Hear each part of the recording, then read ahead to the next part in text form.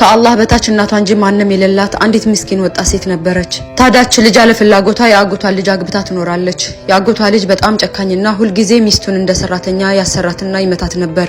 ጭካኔውና ቅጣቱ ሲበረታባት ምንም ነገር ማድረግ ማትችል አሮጊት እናቷ ጋር ሄዳ እያለቀሰች የባሏን ግፍና በደል ትነግራታለች። እናቷ ምንም አቅም ስለሌላት እሷን ከማባበልና ከማጽናናት ውጭ ሌላ ነገር ማድረግ አትችልም ነበር። ልጅቷም የባሏ ጭካኔ ሲበረታባት ሲጨክንባት እናቷ ጋር እየመጣች ማልቀሷን ቀጠለች።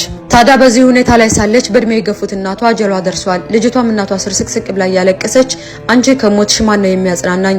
ማንስ ጋር መጥቼ ነው አቤቱታዬን ማቀርበው ትላት ጀመር። እናቷም አብሽሪ እኔ ከሞትኩኝ በኋላ ሲጨንቅሽና ነገራቶች ሲጠብብሽ ውዱ አድርገሽ መስገጃሽን ይዘሽ እኔ ቤት ነይ፣ ከዛም 2 ረካዓ ስገጂ፣ አላህን ለምኙ፣ አቤቱታሽንም ለእሱ አሰሚው ብላ መከረቻት። ታዳች ልጅ እናቷ ከሞተች በኋላ ነገራቶች ጥብብ ሲልባት የእናቷን ምክር አስታውሳ የውዱ ውሃና መስገጃዋን ይዛ የእናቷ ቤት ትሄዳለች። ከዛም 2 ረካዓ ሰግዳ ያለቀሰች ለአላህ አቤቱታዋን ነገረችው። ሰግዳና አላህን ለምና እንደጨረሰች ደስ የሚል ስሜት ይሰማት ጀመር። ከዛ ቀን በኋላ ነገራቶች ጥብብ ሲልባት መስገጃዋን ይዛ እናቷ ቤት ትሄዳለች። ከዛም ስትመለስ ደስ የሚል ስሜት ውስጧን ይሰማው ጀመር። በዚህም ጊዜ ተንኮሉ ደካማ የሆነው ሸይጣን በሁለቱም መሃል ይገባል። ባልየው ሁል ጊዜ ሚስቱ ተደብቃ እየሄደች በደስታ ስትመለስ ሲመለከታት የሆነ ነገርማ ጀምራለች፣ እኔ ሳላውቅ የምታደርገው ነገርማ አለ፣ ማጣራት ይኖርብኛል ብሎ ሚስቱ ወዴት እንደምትሄድ ለማወቅ ፈለገ። በቀጣዩ ቀን ሚስቱ እንደተለመደ ወደ እናቷ ቤት እየሄደች ሳለ ባሏ እሷ ሳታየው ይከታተላት ጀመር።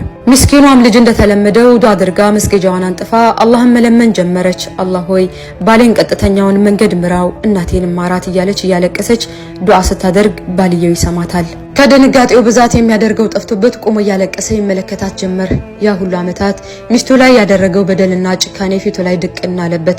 አጠገቧ ተንበርክኮ እባክሽን ይቅርታ አድርጊልኝ፣ ወላሂ ይህን ያህል እምታስቢልኝ አይመስለኝም ነበር፣ ይቅርታ አድርጊልኝ እያለ አጠገቧ ማልቀሱን ቀጠለ። ሚስትየዋን ባሏ በድንገት ብቅ ብሎ እንደዚህ እያለቀሰ ይቅርታ ሲጠይቃ ስትመለከት በጣም ተገረመች። ሁኔታዎቹ በአንዴ እንደዚህ መቀያየራቸውና አላህ Subhanahu Wa Ta'ala ዱዓዋን በአንዴ ስለተቀበላት እጅግ ደስ አላት።